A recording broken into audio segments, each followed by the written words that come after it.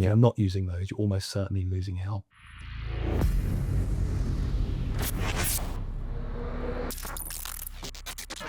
Hi there and welcome to From Ideas to Results. We are joined by Chris, who is part of our data and our paid team here at Sleeping Giant Media, and we're going to be exploring all the things that have been happening in the world of data and paid. Just to set the scene before we get into the specifics, we've seen AI mode launch, we've seen GPT agent mode launch. Moving into the data space, how do we track AI performance? The main challenge is actually these platforms don't release any prompt data or anything other than very top level numbers of users that are on their platforms. The short answer is you can't see what people are actually doing on those platforms, but what you can do is there are a number of tools that you can use that will actually go to those platforms, conduct searches, so you can input things like, I would like you to behave like this kind of audience and go to these kind of prompts. They will then create a prompt and actually look at who's ranking within that, which pieces of content are ranking, and then return that as this is how often you appear in AI overviews or on ChatGPT or those sorts of things, as well as these are the competitors that are there, these are the pieces of content that are ranking and not ranking. Snapshot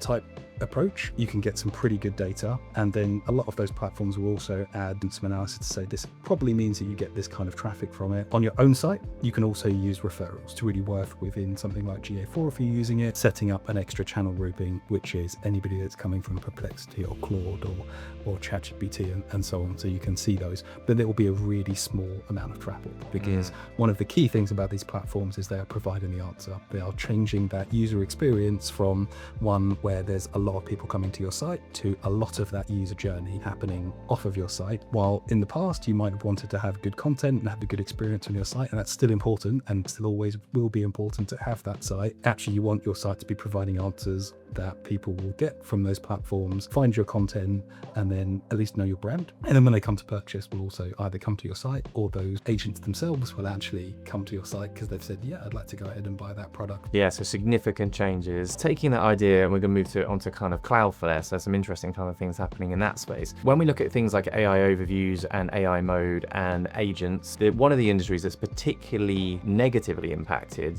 I would say, is publishers. So if your model, your financial model as a business is essentially getting more people to your site and then earning from the impressions that you're generating, or selling content in terms of actually trying to get people to subscribe as a part of kind of like a paywall and a kind of really high value content, this change is gonna be devastating. What is Cloudflare doing to potentially find a solution for the publisher space and then more broadly as well? Cloudflare have this really interesting idea of actually they would like to by default block agents from crawling your site and therefore be able to see it, but then also adding a tiering system where you can allow agents to come and get to your content for free. You can add a paywall where those agents can only access it by paying it. That is really for those publishers. The world is changing and people will be using those platforms and not going to sites. So actually, how can we make a world in which they can still be sustainable? So that's what Cloudflare is trying to do, have that tiering system. But there's a few questions that come out the back of that. Number one, why would anybody not want agents to visit their website? Why would anyone block an AI agent from visiting their site? The investment that goes into creating that content. If you are creating something that is truly unique and valuable, if you give it away for free, and then those agents are providing that to users for free, and you have no way of creating a revenue from it, it's not sustainable. The risk there, though, is obviously if you do that, then you then also are not the answer. This is where it gets really tricky, because you have to be that trustworthy source already. We're in a transition period where I suspect the way things work will be different in time, but you will have a certain amount of content that you allow them to access for free, and then there's other content that is paid for. By having that free content, the agents can say, actually, there's some real value in what I'm getting from this, and actually I'd like to pay to see more of it. I really don't know how that's going to work. There's quite a challenging one. It's a bit like with consent, where you have the newspapers that you get there and they say you can access our site for free by accepting consent, or you can pay to get past the paywall. Who pays that? I'm an agent and I'm going to visit a website, and then the Cloudflare says you can access the information but it's going to cost you. How does that work? Cloudflare's vision is that you would go to your agent and you would say, I've got a budget of £10. I would like you to go away and find me this information. And then it would use that budget to access different levels of... So like an API credit system, but for standard users, non-dev users. As a bit like that, exactly, yeah. Wow. Yeah. I mean, this is crazy. It really is. And how does it know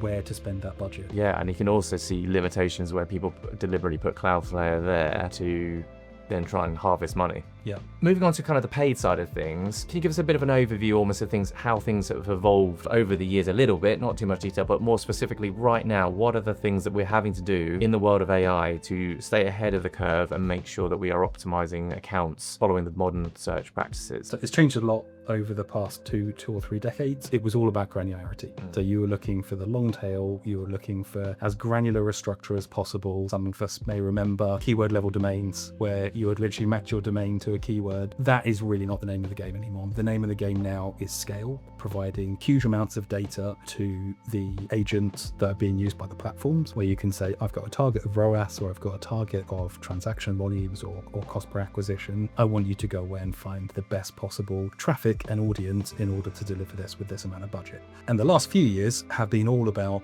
creating signals. Give that data and then add layering signals to say there's other things that I know about my audience, so these are the kind of audiences that I'd like to go over. So Google can say, I've got all this information at auction level, you've got all this information about your customers, combine those together, we get the maximum output. There are now additional third-party tools and some proprietary tools that we've been building around adding additional layering. So yes, we want that smart bidding because it is auction level bidding, which you couldn't do even programmatically on something like Google Ads or Facebook, but you want to leverage Google's own auction level data as well as providing additional signals, and that's really the name of the game. Volume combined and aggregated broad keywords with some granularity extracted as well, but you definitely want to have those exact keywords in there. But PMax, demand gen, broad terms, really important to have, and if you're not using those, you're almost certainly losing out. Yeah. Whether it's because you're missing out on the fact that so many of the terms are now different, AI mode is actually going to make a big difference there as well, because the conversational approach to speaking with Google is going to just think about and expand those keywords. You can't even have keywords above a certain length. So all of that is going to change. So you need to have those broad in order to be getting in front of a lot of people, but then adding those data points and those audience layers and any other layers that you can add in is all going to be bounded. That is it from us this month. Loads of things are happening, as you can see. If you'd like to find out more information, do check out our socials on our website. That's it, and we'll see you again soon.